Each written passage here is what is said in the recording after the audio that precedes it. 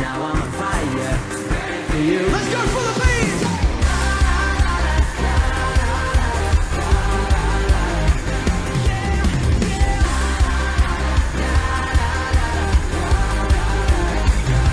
No, I'm not mistaken in who I'm praising.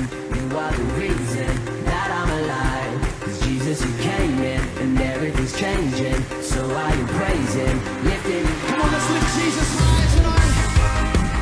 God, you're so good.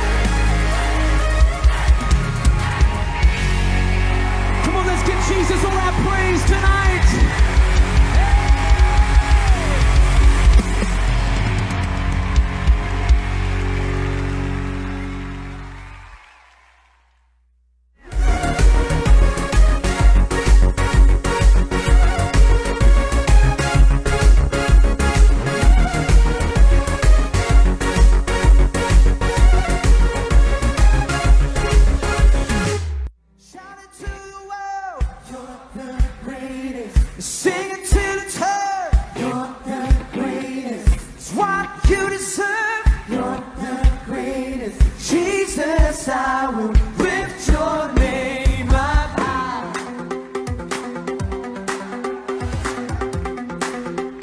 Come on. Oh, I'll give you what you deserve. Hold nothing in reserve. No matter how I'm feeling, I still believe it's what you deserve.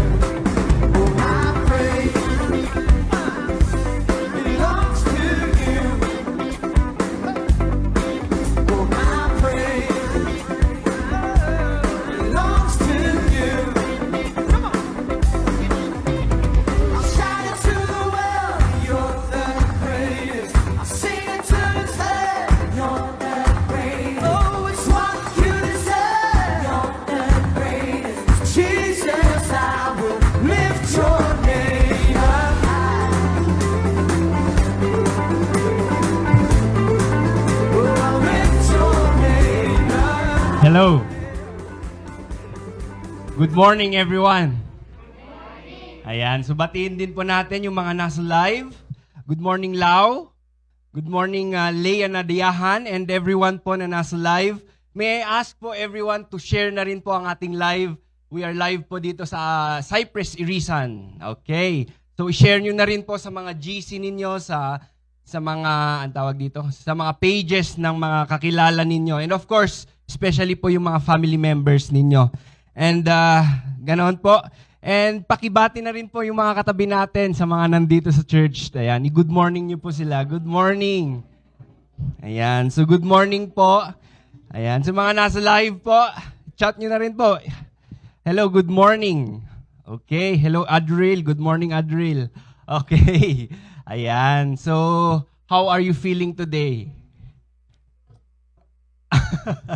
You know, I am excited for this Sunday. Our topic for this month, we were talking about worship. And nakaka-bless po itong worship na ito kasi namumulat ang ating mata kung ano ba talaga ang ibig sabihin ng worship. So worship does not just mean singing or dancing, di ba? Ayan. So we will learn more this Sunday. And for now, may I ask everyone to be in the atmosphere of prayer. Let us all pray.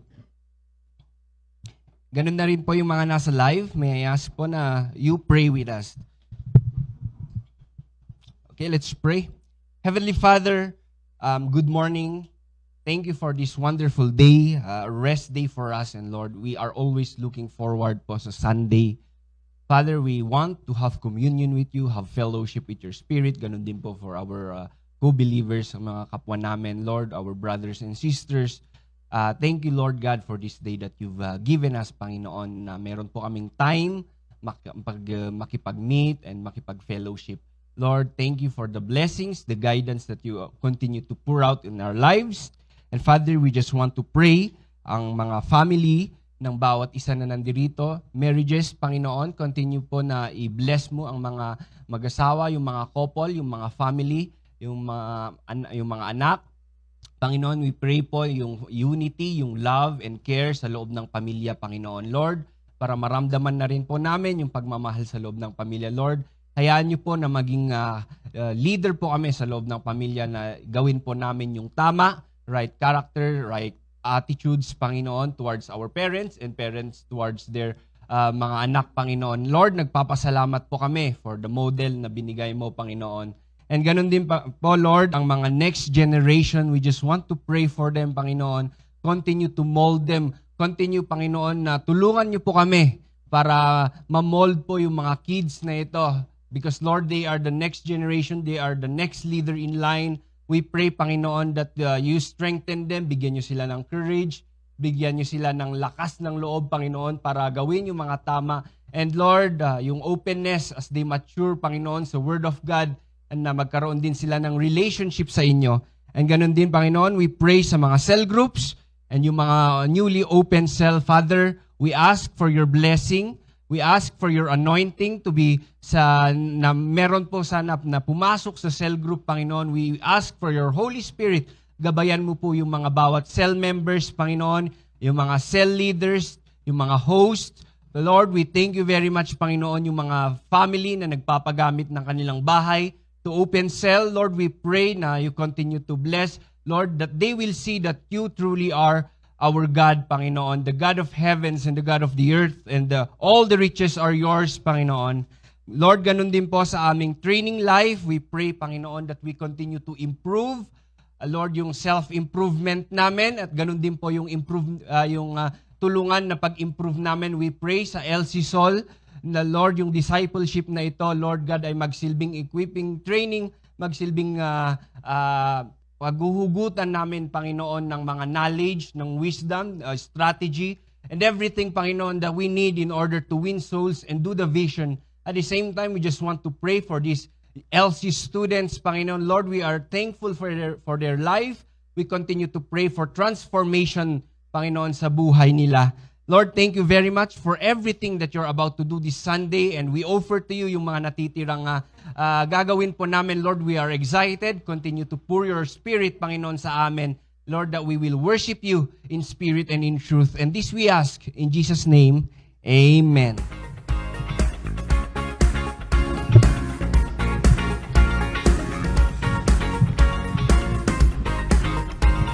Yes! Kumusta po tayong lahat? Buenos dias. Sabihin mo nga sa katabi mo, buenos dias. Sa mga naka-live po, buenos dias. ¿Cómo está tu familia? Ay, how's your family? So, meron lang po akong line na ipapakita. Sabi po dito, no hay nadie como nuestro Dios. Pag sinabi po nating, wala kasing H, no, sa Spanish. So, hindi naman po ako expert, but I've been learning it for like a few months now. Kasi gusto ko na pag marinig ko si Cesar Castellanos yung first hand. Yung hindi mo na pinapakinggan yung interpretation, di ba? And it's a very sweet language actually. So sabi dito, no hay nadie como nuestro Dios. Ang ibig sabihin nun is, wala kang katulad o there is no one like you. There is no one like our God. So yun po yung i-declare natin today. Amen? Kasi nga, ang ginagawa natin is worship. Pinag-uusapan natin, you've been bombarded about worship. How we worship, who we worship, why we worship. So I know that there's a lot of things that we will do today while we worship the Lord. Amen. Pwede bang sabihin natin, no hay nadie? Sige nga, sabihin nyo nga. Nadie como nuestro Dios. Ayan. Kasi kakantayin nyo yan mamaya eh. Baka mamaya, mabubulol tayo. Ulitin nga natin. Sa mga naka-live, sabay po kayo. 1, 2, 3, go. No hay nadie como nuestro Dios. Sige, are you ready? Sabi mo sa atin mo, vamos. Let's go! Can we all stand as we give praise to the Lord? Hallelujah! Yes! That every tribe and every tongue will confess that the Lord, that He is Lord. Amen? Hallelujah! Come on, let's give all the praises to the Lord. Ayan.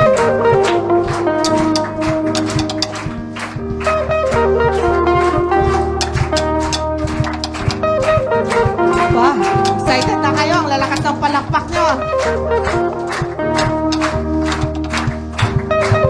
Come on. Hallelujah, we give you praise.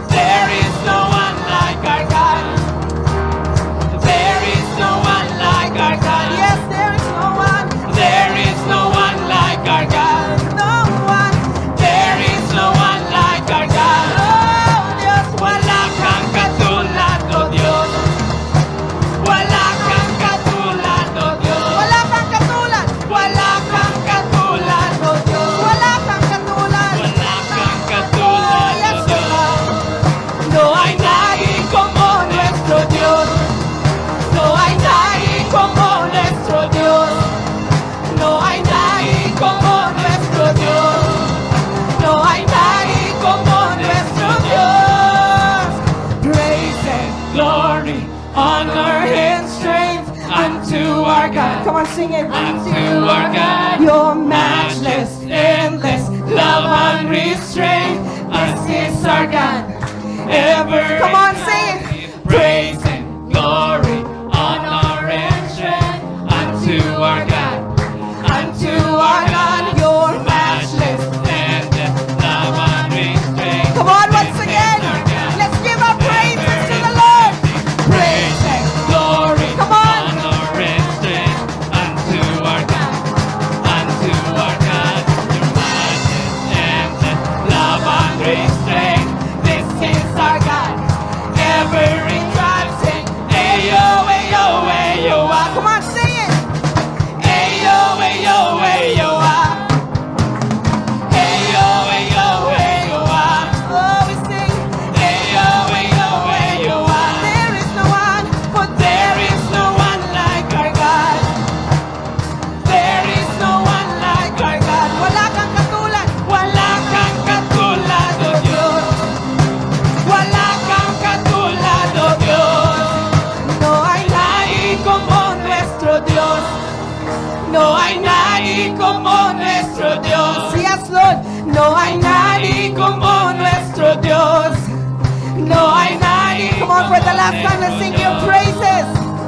Praise and glory, honor and strength unto our God. Unto our God, your matchless, endless love unrestrained. This is our God. For the last time, sing it out.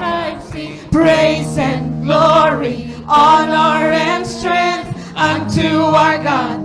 Unto our God, your matchless, endless love unrestrained. This is our God. Every tribe sing, ayo, ayo, ayo, ah. Ayo, ayo, ayo, ah. Yes, Lord. Ayo, ayo, ayo, ah. Ayo, ayo, ayo,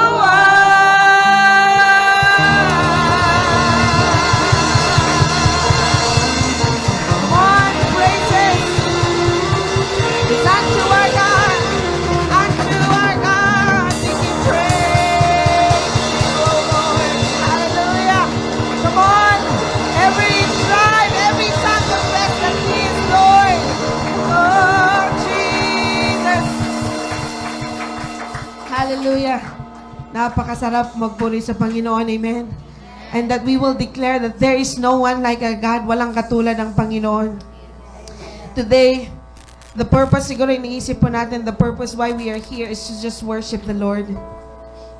You're here because you are made to worship the Lord. Can we just have that commitment as we sing this song, as we worship Him in spirit and in truth? If you want to lift up your hands as a sign of surrender, gawin niyo po yun. Raising of hands is hindi po yung nakakatawa or nakakahiya, but it's a sign of surrender, and you allow the Lord to search you. That you allow the Lord na sabihin mo sa Kanya, Lord, here I am, empty-handed, search me. Hallelujah, Jesus. Come on, just talk to Him. Talk to the Father and say, Father, here I am. Oh, we lay it all aside, Lord. We lay it all aside, Lord. Come on, kausapin mo ang Panginoon. Sabihin mo sa Kanya, Father, I am here to worship you. I open up my heart to worship you. Oh, we are made to worship you, Lord. Open up your heart to King. Open up your mouth to the King of Kings. You are Lord.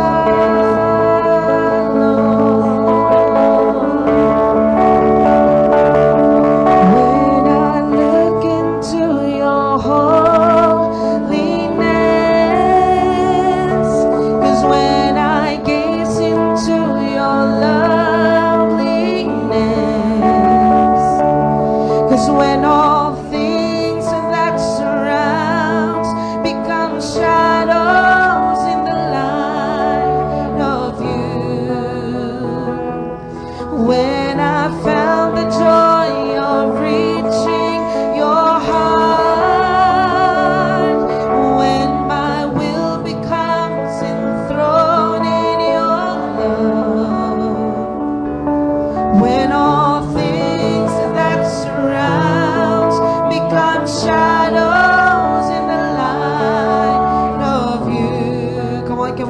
once again. Hallelujah, Jesus. When I look into your holiness, when I gaze into your loveliness, 'cause when all things that surrounds become shadows in the light of you, when I found the joy of reaching your heart, and when my will becomes enthroned in your love, when all things that surrounds become shadows in the light of you. Hallelujah, yes, oh God. I worship you.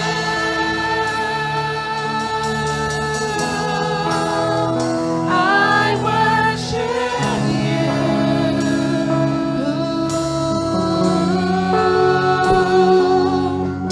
The reason I live, yes, come on, sing it, is to worship you and only you. I worship you.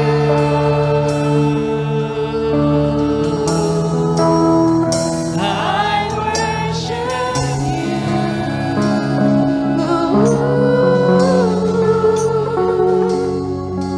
The reason I live is to worship you.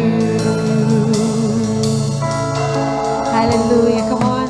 Di ba napakaganda sabihin mo sa Panginoon, Lord, I live to worship you, that I am here to worship you. Come on, open up your heart and sing. Oh, when I look into your holiness, when I gaze into your loveliness, when all things that surround become shadows in the light of you, when I found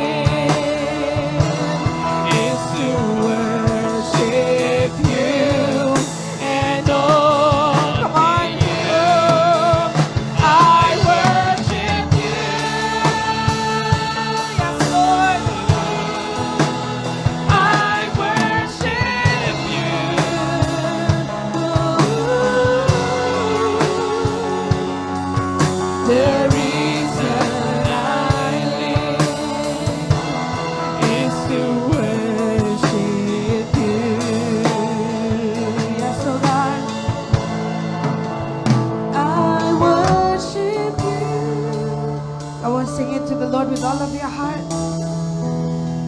I worship you.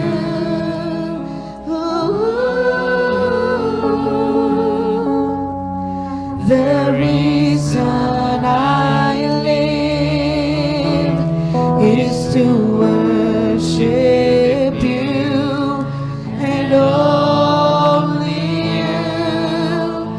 I worship you. We worship you, oh God, with all of our hearts.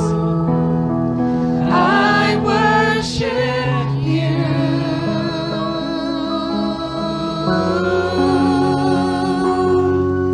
The reason I live is to worship you. Come on, can we sing it once again? When I look into your holiness,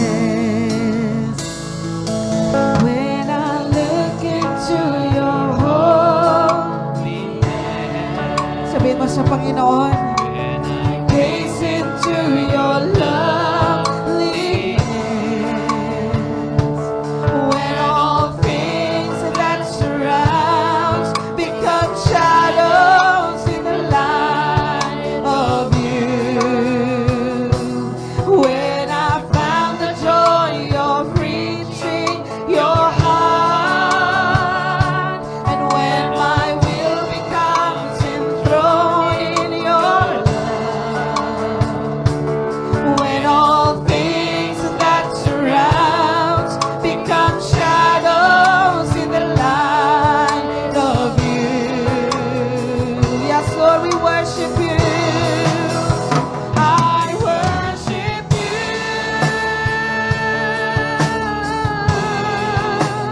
I worship you.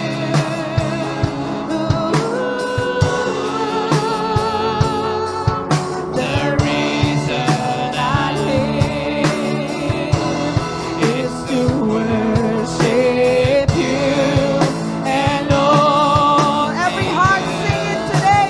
I worship you.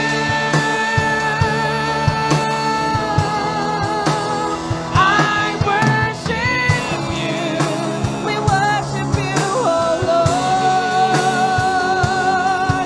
The reason I live is to worship you.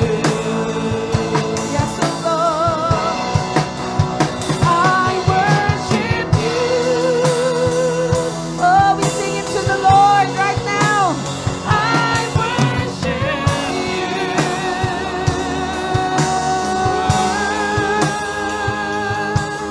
The reason I live is to worship you and only you. Every heart sings. We worship you, Lord. I worship you.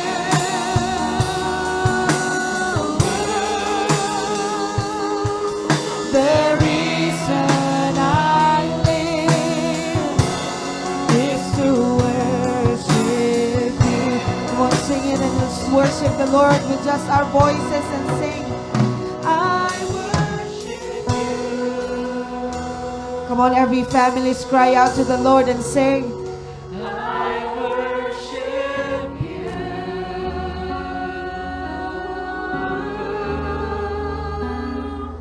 The reason I live is to worship you and only you. I worship you. We worship you, Lord, with all of our hearts. I worship you. Yes, Lord. The reason I live is to worship you. Yes, Lord.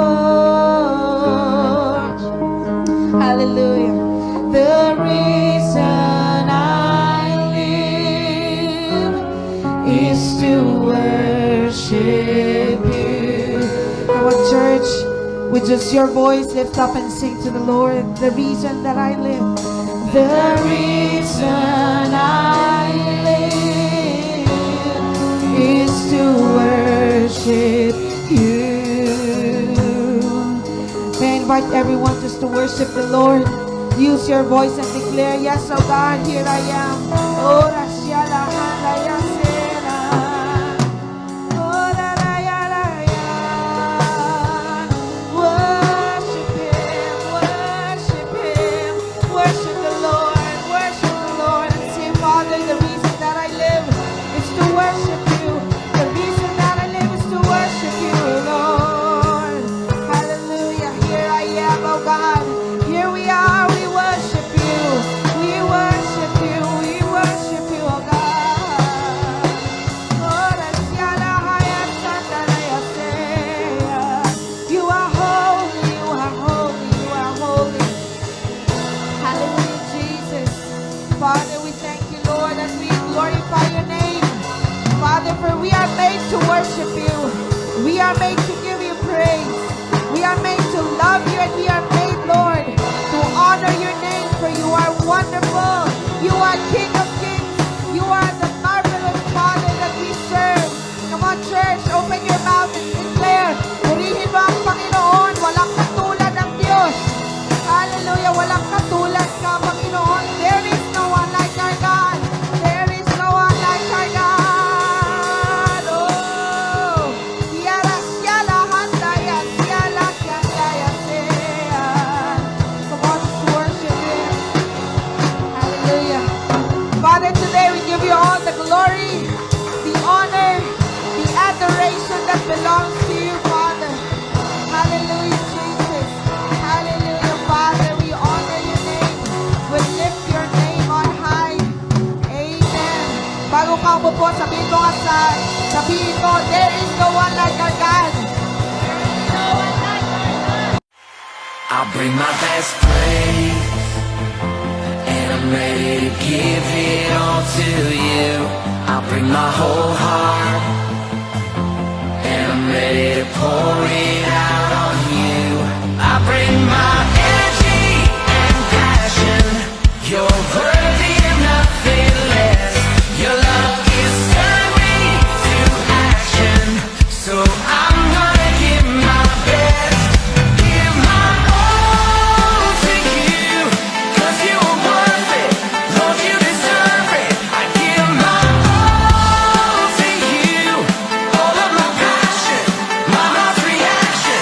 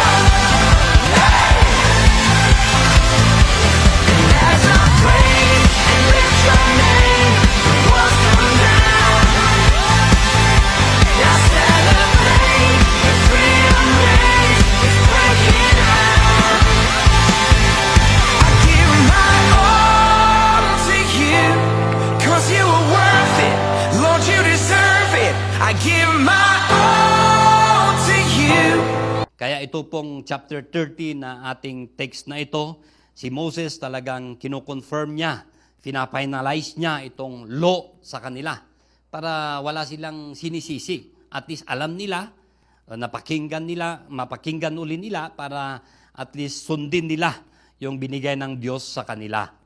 Okay, so ito po, si Moses ay talagang pinapaalala niya dito sa mga taong ito na tingnan nila. Dapat matuto na sila doon sa mga disobedience ng kanilang mga magulang at makita nila sana yung pagiging tapat ng Diyos sa kanilang buhay. Kaya si Moses ay, dito po, alam po natin dito sa chapter 34, makita nyo na po na namatay na po siya. Wala naman siyang sakit, hindi siya kinubid. At alam niya na talagang hanggang doon lang yung kanyang mission. At ito na, pinapaalala niya itong mga Israelitas na dapat naka-look forward sila. Tingnan sana nila yung inihanda ng Diyos para sa kanila. Matuto sila sa kanilang mga past mistakes. Hello, ilan po ba sa inyo dito yung hindi pa nagkamali? So yung katabi mo niyan, nagkamali na yan. Ba? So sa pagkakamali ay doon ka matututo. Kung ikaw ay matututo. Ba? Sabi nila, experience daw is the best teacher. Hindi po totoo yun. Kasi kahit napakarami kang mong experience, kung hindi ka naman matututo, wala rin. Kaya tayo rin po, nagkakamali tayo, pero kung ikaw man ay nagkamali at natuto ka sa iyong pagkakamali, at least may natutunan ka. Alam mo na. Hello, alam na this. Kaya ito, pinapaalala ni Moses sa kanila na matuto na sila doon sa kanilang past mistakes, sa mga disobedience ng kanilang mga magulang, at matuto na silang magtiwala sa Diyos na pumili sa kanila. Amen. Kahit man mahirap yung kanilang pupuntaan, yung kanilang makikita, ay dapat magtiwala pa rin sila sa Diyos. Kaya ang Diyos ay talagang naging tapat sa kanila, doon sa kanilang pagiging obedience at pagiging kahit sila po ay disobedient. Naging disobedient sila. So dito sa Deuteronomy, makikita natin dito yung mga taong ito, bagong generation na ito, na sabi ko nga kanina, nire-remind uli ni Moses sa kanila, yung ibinigay ng Diyos kay Moses, na matuto silang sumunod sa law. Ito po kasing law na ito ay sa kanila po na ibigay dito sa mga Hudyo na ito, kanyang mga pinili na ito. At pag sila po ay sumunod sa law, dilintag ni Apo Diyos, talaga pong may blessing na kanilang ma-experience. Pero pag hindi po sila susunod, curse po ang darating sa kanila. Kaya napakabigat. Kaya dito po, sa laws na ito ng Diyos sa kanila, nire-remind niya sa lahat ng nasyon nitong Hudyo na ito. Yung iba naman ay para sa mga pamilya, yung iba naman para sa mga individual, bawat isa. Kaya yung point na po dito ay talagang ang Diyos gusto niyang i-encourage sa pamamagitan ni Moses na talagang dapat kahit pupunta sila doon sa land of promise ay matuto silang magtiwala sa Diyos na pumili sa kanila. Amen. Na ang Diyos sana yun ang kanilang daily priority sa buhay nila. Kaya po na bawat isa sa kanila ay dapat binibigyan sila ng motivation na sumunod sa Diyos at nabigyan sila ng warning para wala silang sinisisi. Di po ba? Di ba ako minsan pag pupunta ka doon, mayroon nakalagay doon na red pa, warning, na bawal lumapit dahil makukuryente ka. Pero kung ikaw naman ay ayaw maniwala sa warning at mamati ka, na inawakan mo tuloy, wala na. Kung pumutok na yung mga ugat dyan sa mga kamay mo, iwan kong buhay ka pa. Dahil hindi ka sumunod sa warning, dahil ni warning.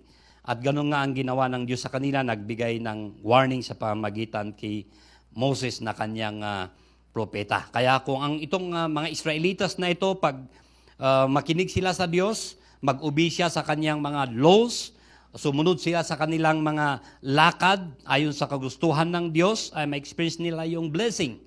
At kung hindi naman, hindi blessing ang kanilang may experience, mahihirapan yung kanilang buhay. Kaya ang title po ng ating message ngayon ay, sabihin mo sa katabi mo, decision lang yan. Muling ulitin mo sa kanya, decision lang yan. Alam nyo po, yung pagpunta nyo dito, decision yan. Hello? Decision mo yung pagpunta mo dito. Na kahit marami ka sigurong gagawin, meron kang trabaho, decision mong pumunta dito. Hello? Ang magulang mo, kahit sabi ng magulang mo sa'yo na, anak, mag-aral ka pa, pero gusto mo namang mag-asawa, decision mo yan. Hindi decision ng magulang mo. Hello? Kahit sabi ng magulang mo, anak, siya ang gusto kong maging asawa mo.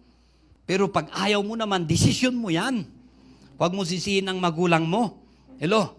At huwag mo ring sisihin ang Diyos. Alam niyo po, sa lumang tipan, sa pag-aasawa, sa mga kababaihan, yung mga magulang po ang pumipili. Wala silang gagawa, susunod lang sila. Pero ngayon, at least may freedom tayo. Hello, mga lalaki, babae. Talagang, lalo sa mga babae, pati pangalan nila, hindi nasasama eh. Pati sa pamilya, mga lalaki lang binibilang.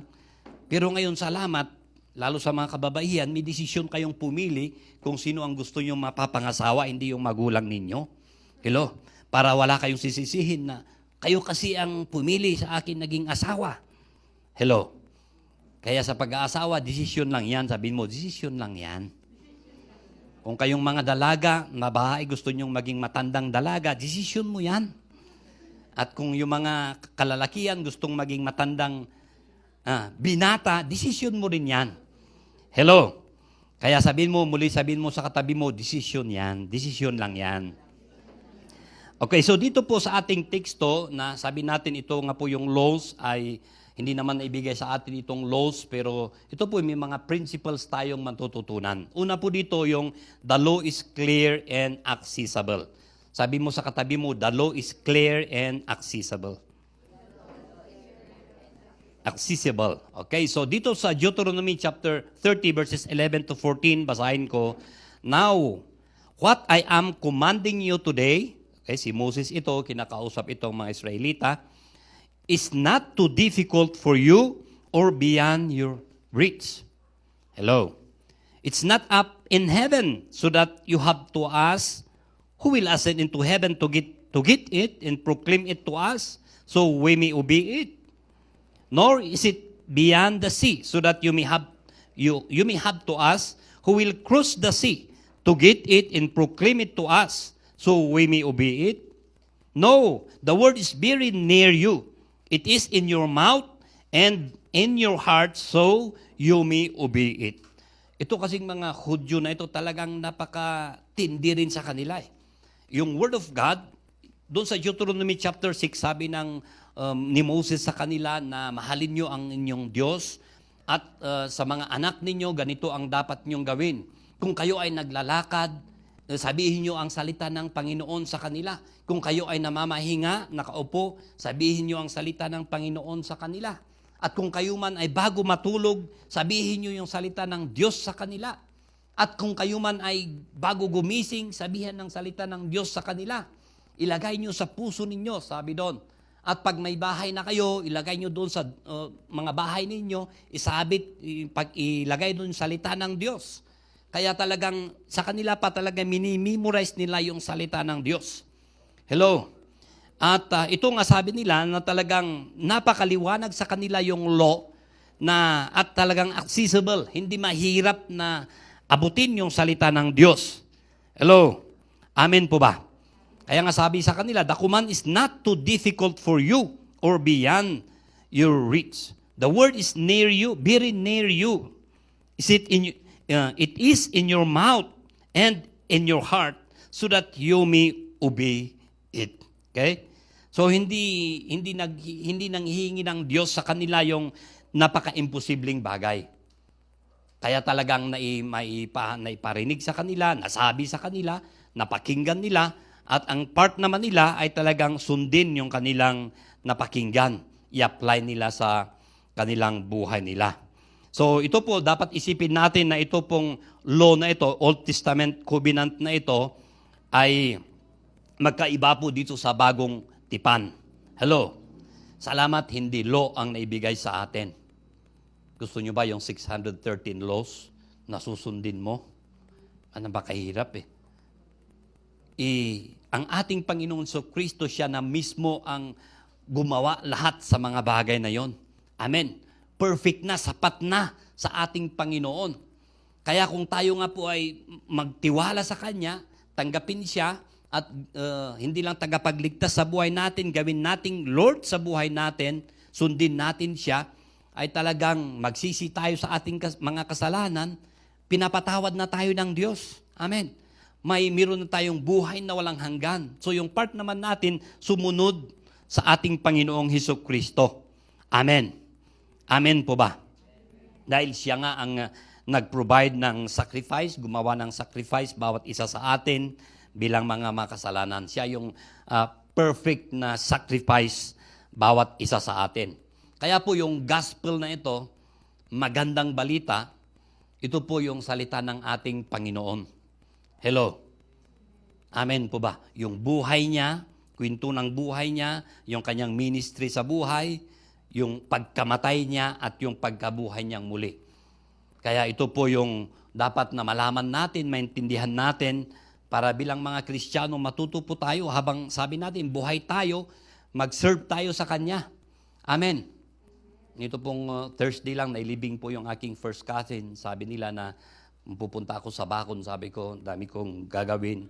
At siyempre, mahirap yung pagbiyahe, kaya nagbigay lang po ako ng tulong ko na sige kayo sa mga kapatid ko ang sila ang pumunta. At nakita natin na itong kamatayan ay nagpapaalala na hindi permanente yung buhay natin dito sa lupang ibabaw. Hello. Hindi natin alam kung kailan yung buhay natin, pero habang malakas nga po tayo, ay dapat mag-serve tayo sa Panginoon. Hello.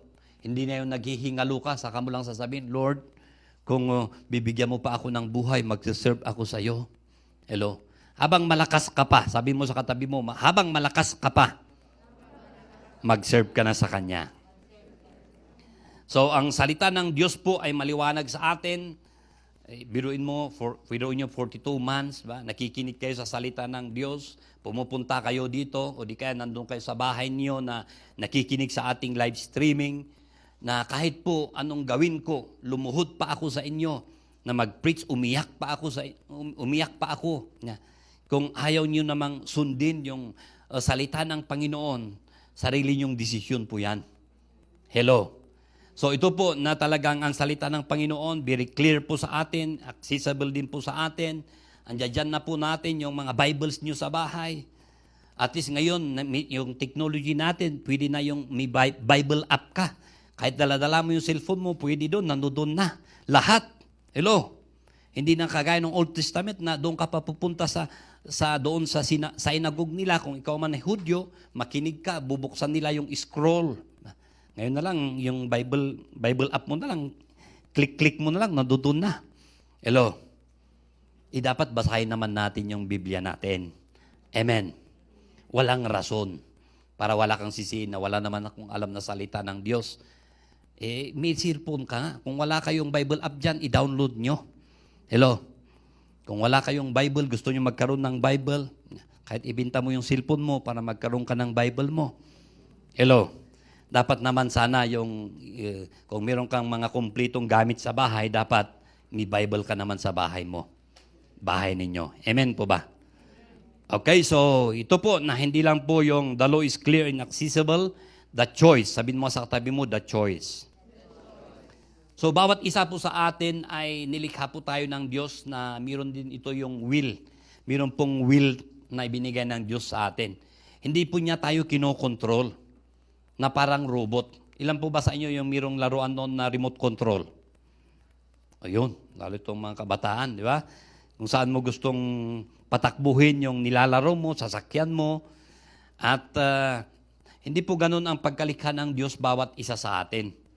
May will po na ibinigay bawat isa sa atin. Yan po yung pinaka-espesyal Na kahit sabihin ng Diyos na, anak, ayaw kong daanan mo ito dahil ikakasama mo ito, hindi mabuti para sa iyo ito.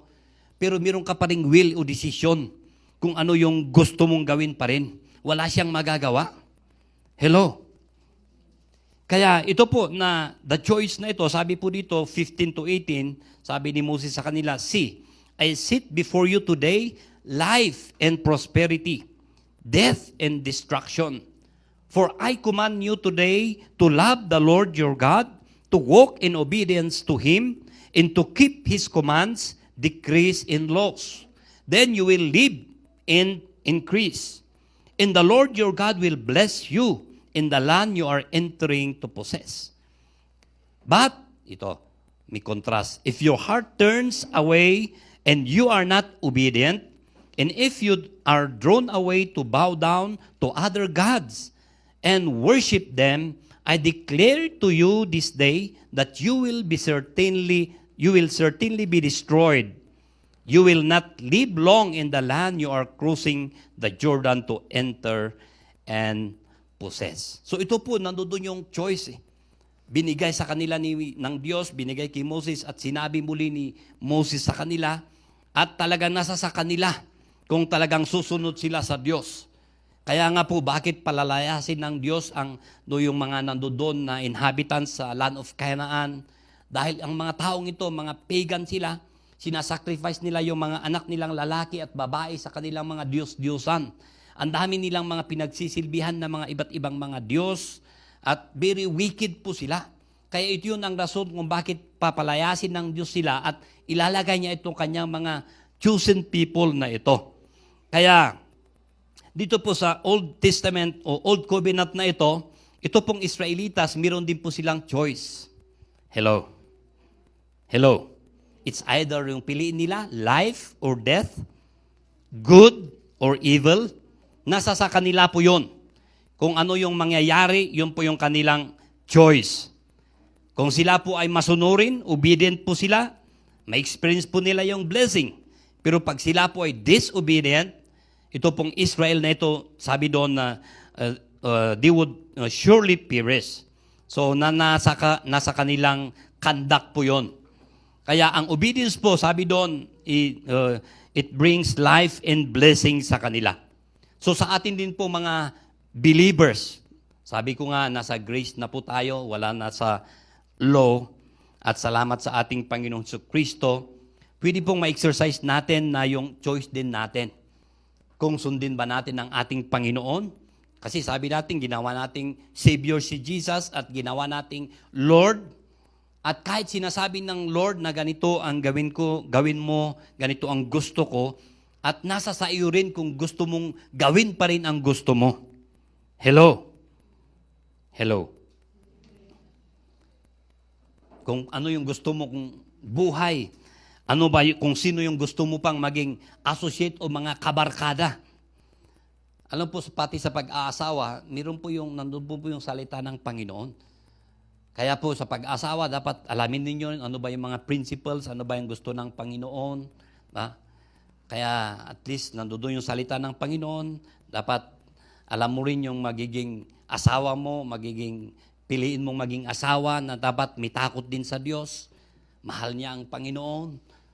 Pero ikaw naman ang pumili na kahit sabi mo na walang takot sa Diyos yan, walang relasyon sa Diyos dahil gwapo, desisyon mo yan. Hello?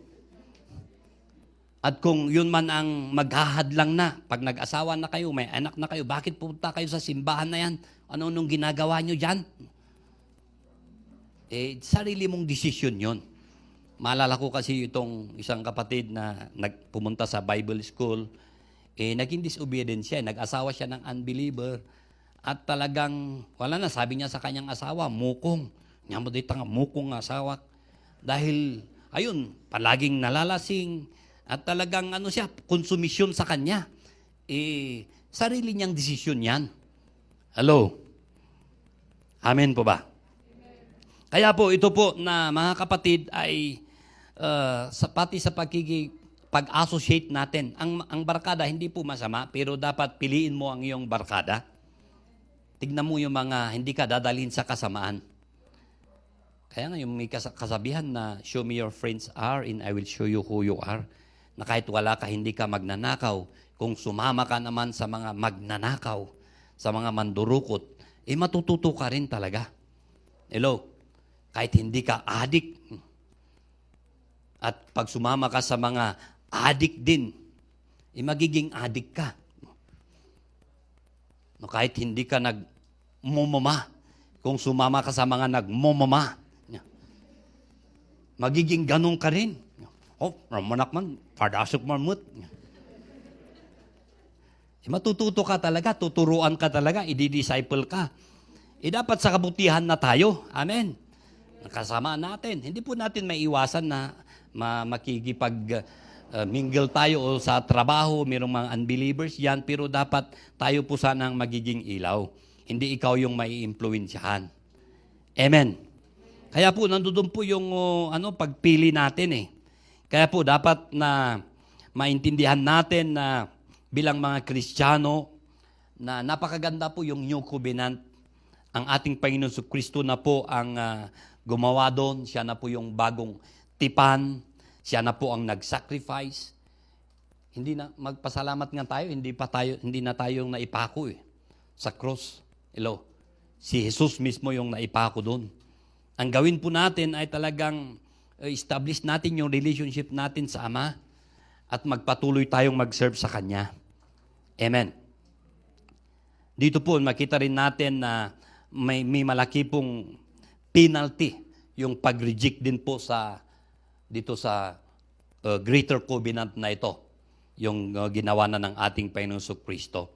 Dito po sa book of Hebrews, basahin po natin to sa Hebrews 10:28-29, sabi po dito, anyone who rejected the law of Moses died without mercy on the testimony of 2 or 3 witnesses. So in the Old Testament, mahirap pag may 2 o 3 testimony na nagsasabi na pagkamatayan ang punishment doon, talagang papatayin po yung tao na yon. Pero sabi rin dito sa verse 29, how much more severely do you think someone deserves to be punished who has trampled the Son of God underfoot, who has treated as an unholy thing the blood of the covenant that sanctified them, and who has insulted the Spirit of grace? Dito rin po kasi winawarningan itong mga Hebrew believer, sila na nga ay dati Judaism sila, yung religion nila. Tumanggap na sila sa ating Panginoong Kristo sa pag-sacrifice ni Jesus, at nung nakaka-experience na sila ng persecution sa buhay nila, bumabalik na muli sila doon sa pagiging Judaism nila. Yung pagiging Judaism nga nila hindi magawa yung law. Hindi nangyari yun eh. Kaya meron na si Jesus, pero yun tumatalikod na po sila. Kaya ito rin po ang dapat na warning sa atin. Hello, ikaw na ay nakatanggap sa Panginoon, talagang nagpagamit ka sa Panginoon, nakita mo na, na-experience mo na yung pagmamahal ng Diyos sa buhay mo, at napakahirap po na pagtatalikod ka pa sa Kanya. Napakahirap mga kapatid. Ang dami ko nakita mga backsliders na tumalikod. Salamat sa mga bago sila namatay ay nakapagsisi pa. Pero ang mahirap, kung hindi ka naman nakapagsisi na sa iyong kasalanan tapos ikaw ay natigok. Hello. Nakakalungkot po.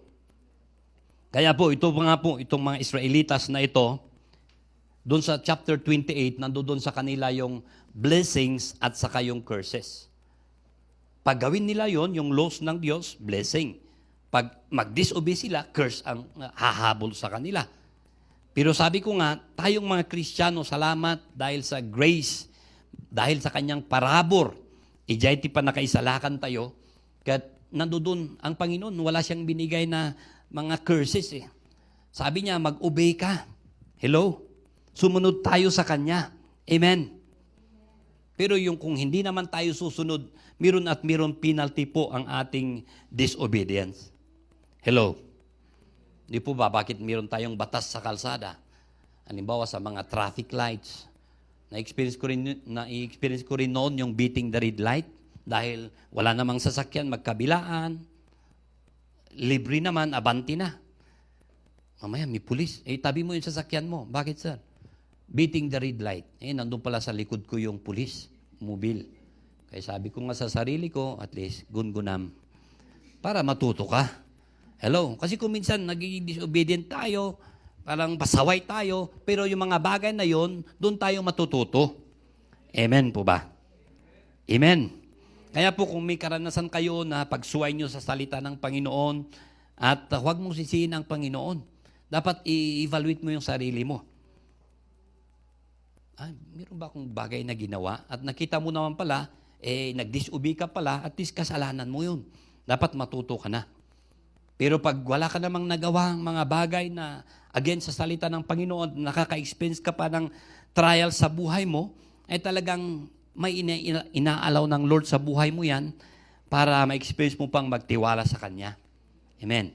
Ini-increase niya pa yung pananampalataya mo sa Kanya. Amen po ba? Okay, so hindi lang po yung the choice, at ito rin po, yung sabi doon, choose life. Sabi mo sa katabi mo, choose life. So ito na. Verses 19 to 20. Sabi ni Moses sa kanila, "This day I call the heavens and the earth as witnesses against you, that I have set before you life and death, blessings and curses. Now choose life," sabi ni Moses, "so that you and your children may live, and that you may love the Lord your God. Listen to His voice and hold fast to Him. For the Lord is your life, and He will give you many years in the land, and His sword to give to your fathers Abraham, Isaac, and Jacob." Hindi pala totoo yung sabi nila, ang masamang damo ay mahirap daw mamatay. Hello. Ang dami ko naman nakita na talagang mga masasamang damo, masasamang tao, mga kabataan pa sila ay talagang pinatay po sila eh. Lalo yung time ni yung Bungo, yung chief of police dati dito noon sa Baguio City, ang daming na-unsolved noon na mga patay. Ang daming mga kaso. Pero kawawa yung mga nadamay kasi sumama sila sa barkada nila. May kaso pala yung tao, yun pinick up, tinigok. Ay talagang napakahirap po. Kaya ito po na si Moses, sinabi niya sa kanila na dito sa mga Israelitas na mamili sila between life and death, blessing and cursing. Sabi nga ni Moses ay heaven and earth, yun pa ang witness nila eh.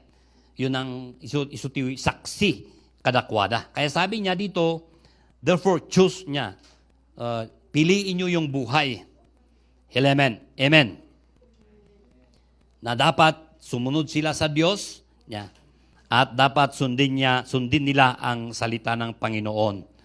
Kaya po, ang challenge ko bawat isa sa atin bilang mga Kristiyano, ang tanong ko sa atin, sumusunod ba tayo sa ating Panginoon? Tanungin mo yung katabi mo, sumusunod ka ba sa iyong Panginoon? Gawin mo personal. Siya na ang makakasagot dyan kung sumusunod siya. Hello? Sumusunod ba talaga tayo? Kaya nga yung Lord and Savior. Hindi po madali lang yung salitang Lord. Panginoon. Kaya pag ginawa nating Panginoon si Jesus, dapat sumunod tayo sa kagustuhan niya. Hindi na yung kagustuhan natin. Amen. Doon mo makikita yung talagang believer o Kristiyano. Ang dami kasing mag-claim na Christian sila. Pero makita mo pala sa gawa, iba pala. Hello, taliwas. Kaya sabi po ni Jesus sa Luke 11:23, "Whoever is not with me is against me. And whoever does not gather with me scatters." Ulitin ko, "Whoever is not with me is against me. And whoever does not gather with me scatters." Kaya makikita mo talaga yung totoong Kristiyano. Ako po sa business, hindi ko po sinasabi na pastor ako. Dami kong nakita noon sa business na pag nagninegosyo sila, sabi nila pastor sila. Pero ayun, nag-consign sila ng mga product, naibenta na yung mga product, hindi naman binayaran yung dapat na bayaran. Kaya yung ibang negosyante, sabi nila, pag sinasabi ng iba na Kristiyano sila, parang wala nang bigat yung salitang Kristiyano. Na kahit hindi mo sinasabing Kristiyano ka, kung makikita sa gawa mo, magtitiwala sila. Amen. Hello. Amen po ba? Okay. So ang Diyos po, gusto niya po tayong i-bless na kanyang mga anak. Ang misyon po ni Taning, ang Diablo, ito po doon sa John 10:10, sabi doon, the thief. Yung thief po na tinutukoy dito si Satanas. The thief comes only to steal and kill and destroy. I have come that you may have life. Si Jesus ang nagsasalita dito. I have come that they may have life and have it to the full. Yan po ang gusto ng Panginoon sa atin. Amen. Amen po ba? At doon sa last verse na yon na ating text, Sabi doon na, love the Lord your God. Sabihin mo sa katabi mo, love the Lord your God. Yung religious leaders po, nagtanong kay Jesus, ano ba yung greatest commandment? So sabi ni Jesus sa kanila, love the Lord your God with all your heart, and with all your soul, and with all your mind. Kung mahal mo ang Diyos, hindi ka magsaserve sa ibang mga Diyos-Diyosan. Hello? Kung mahal mo talaga ang Diyos, dapat wala nang ibang bagay pa. Pwede mo ma-sacrifice yung mga bagay para sumunod ka sa Diyos. Amen. I appreciate bawat isa sa inyo. Bakit kayo rin nandito? Ba? Instead siguro na may trabaho kayo, but still, sinacrifice ninyo. Yung iba kahit Monday, Tuesday, Wednesday, Thursday, Friday, Saturday, wala na silang oras sa Diyos. Pero sabi nila, mahal ko ang Panginoon. Hello? Yung iba naman, dahil may employer sila, pati linggo, pinapatrabaho sila, at least kung mahal mo ang Diyos, magsasacrifice ka pa rin yung time. Hello? Kaya na-appreciate ko yun yung iba na kahit hindi sila nakikipag-live streaming, at least panunuurin nila sa kanilang mga bahay-bahay. Amen po ba? Kung mahal natin ang Diyos, talagang mag-serve tayo sa Kanya, sumunod tayo sa Kanya, mag-obey tayo sa Kanya. Amen.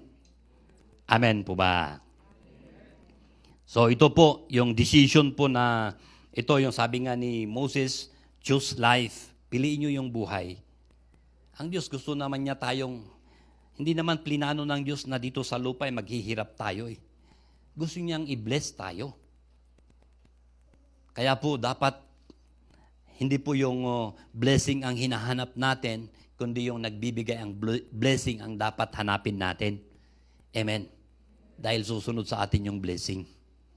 Amen po ba? Yung kapatid na pastor, pumunta kami sa Buwa, Itugon. May kasama kami doon na na-ordain na isang pastor. At nag-text yung isang pastor, sabi niya, Pastor, meron po tayong blessing na ibinigay sa atin. At tigpa 500 tayo. Sabi ko sa kanya, kahit sa iyo na yan, dahil may blessing ako. Sabi naman niya, thank you, Pastor. Alam niyo po kung talagang dapat hanapin natin yung nagbibigay ng blessing, ay hahabol po yung blessing sa atin. Amen. Hindi yung blessing ang hinahabol natin.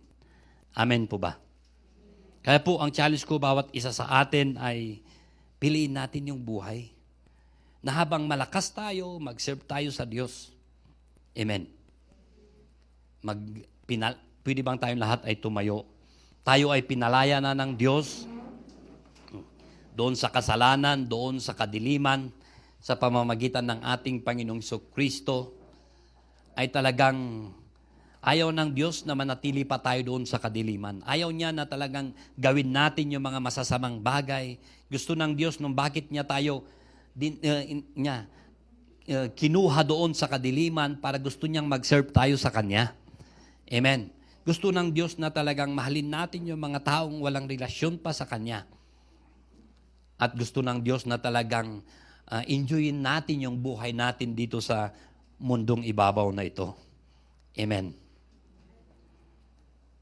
Itong Friday, nag-fellowship kami sa kasamang pastor. At talagang sabi niya, kumusta ka, Pastor? Okay naman. Dahil siyempre siya po ay talagang positive sila, yung family. Siyempre, nakasama ko. At sabi ko sa kanila ay talagang malakas pa naman ako. Kinumusta ko kaninang umaga, at least medyo pa siya, yung pananalita, medyo mahirapan pa. So, hindi natin alam yung buhay. Mag-serve pa rin tayo sa Panginoon. Amen. May COVID man o wala, mag-serve tayo sa Kanya. Amen. Huwag tayong matakot. Amen po ba? Dahil hindi natin alam yung buhay natin. Sabi ko nga kanina, pinalaya na tayo ng Diyos doon sa kadiliman. At ngayong malaya na sana tayo ay ang kalayaan natin, gamitin natin na mag-serve sa Kanya. Amen. Kamang magpakanta yung mga music team, pwede kayo magpaawit. I-meditate lang natin ang salita ng Diyos na makita natin ang napakaliwanag ang salita ng Panginoon bawat isa sa atin. Yung Bible ay nandoon na sa atin. Pwede rin nating basahin pa, pwede nating pag-aralan ang salita ng Diyos, yung mga nakikinig, pinapakinggan nating salita ng Diyos, ay sumunod lang tayo sa Kanya. Ang Diyos, binigyan niya tayo ng sariling desisyon na pumili. Nasa sa iyo kung kahit sinasabi ng Diyos na huwag mong gawin ito at gagawin mo pa rin, nasa iyong desisyon yan. Pero ang challenge ko, bawat isa sa atin, ang sabi rin ni Moses sa kanila, choose life. Piliin mo yung buhay na nasa kay Kristo. Amen. Hallelujah. Thank you, Lord Jesus, oh God. Hallelujah. Thank you, Lord Jesus, oh God. Foundation.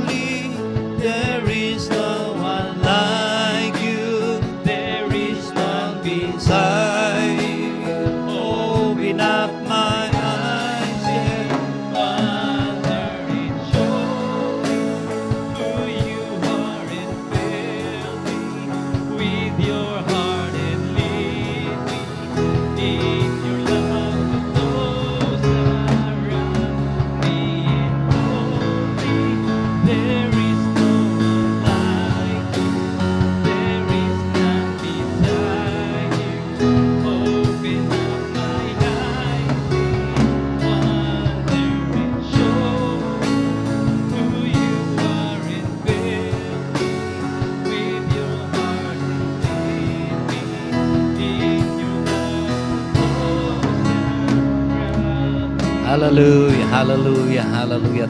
Thank you, Lord. Sa mga kapatid na hindi mo pa masigurado yung relasyon mo sa Diyos, kung hindi mo pa siya tinanggap bilang Panginoon at tagapagligtas sa buhay mo, ito na sayang oras na tanggapin mo na. Huwag ka nang mag-antay pa. I-acknowledge mo na ikaw ay isang makasalanan.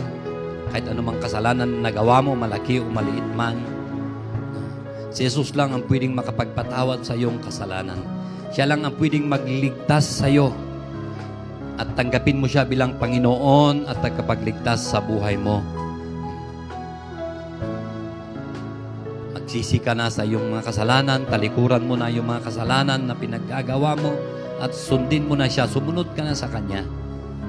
At binibigyan ka ng assurance na to all who receive Him, to those who believe in His name, He give the right to become children of God. 1 John 5:13, sabi doon, I write these things to you who believe in the name of the Son of God, so that you may know that you have eternal life. Kung meron man sa inyo dito na matagal nyo na tinanggap ang Panginoon sa buhay ninyo, pero ginagawa mo pa rin yung gusto mo, at nakikita mo yung mga bagay-bagay na hindi ayon sa kalooban ng Diyos, ay yun ang sumisira sa buhay mo. Ito na yung time na magdesisyon ka na. Bumalik ka na sa Kanya. Magpatuloy ka nang mag-serve sa Kanya muli. Ang Diyos ay maawain.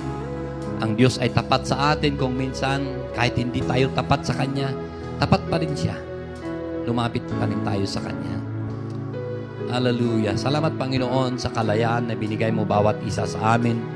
Na ito pong kalayaan na binigay mo sa amin, huwag po naming abusuhin. Kundi gamitin po namin na magpagamit pa sa iyo, mag-serve pa sa iyo. Dahil pinalaya mo na kami doon sa kadiliman. Nilabas mo na kami doon sa kadiliman, Panginoon, at gusto mo kaming gamitin sa liwanag.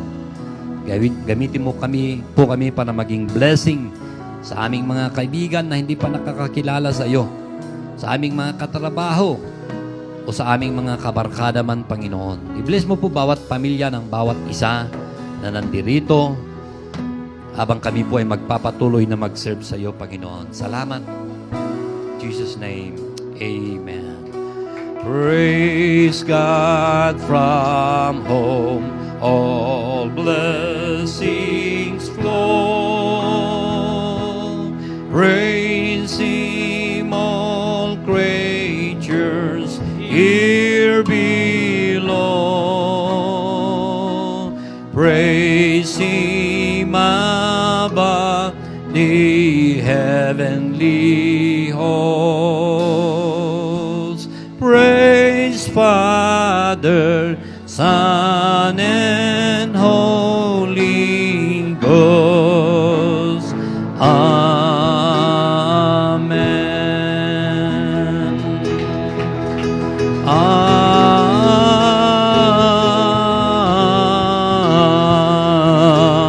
Amen. Hallelujah. Palakpakan tayo ti Apo. Ni Apo Diyos, ti makipagadati, tunggal may sa kada tayo. Amen. Okay, so God bless po.